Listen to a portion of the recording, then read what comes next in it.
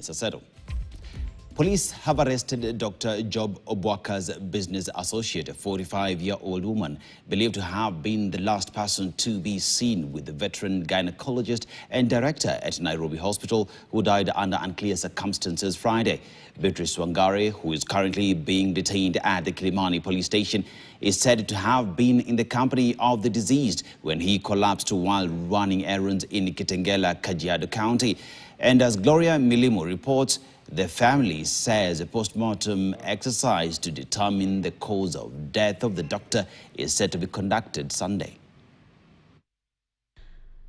Investigations into the mysterious death of renowned gynecologist and director at Nairobi Hospital, Dr. Obwaka, has taken a new twist after detectives on Saturday morning arrested a business associate of the deceased. 45-year-old Beatrice Wangari, who is now aiding detectives to establish the final moments of Dr. Obwaka, is said to have been the last person to be seen with him. The two are said to have been running errands in Kitengela, Kajiado County, where the deceased collapsed before being rushed to Nairobi Hospital, where he was pronounced dead on arrival.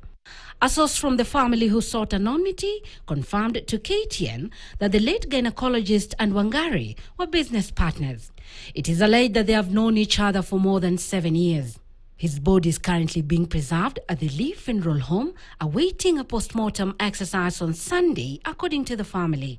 While the cause of death of the 83-year-old gynecologist is yet to be established, his sudden demise has stirred controversy, with former Law Society of Kenya President Nelson Harvey alleging that the medic's death might have been catalyzed by what he termed as state-sponsored harassment.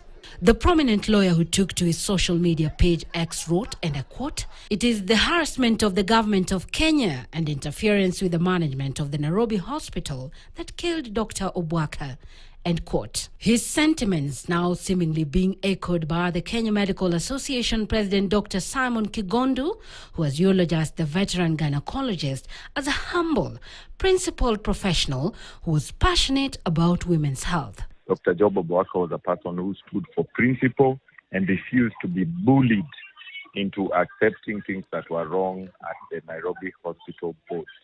And it was unfortunate that he was locked up in a police cell for a whole weekend where it is cold, and he, having had some heart surgery before and being on medication, I think these stressors have also contributed to his declining health. While Dr. Obwaka's decades of service and mentorship cannot be wished away, his final moments on earth were, however, not defined by the impact he has made in the medical field, but by arrests, detention, and dramatic presentation to court for defending a facility he served and led for decades, and where he took his final bow.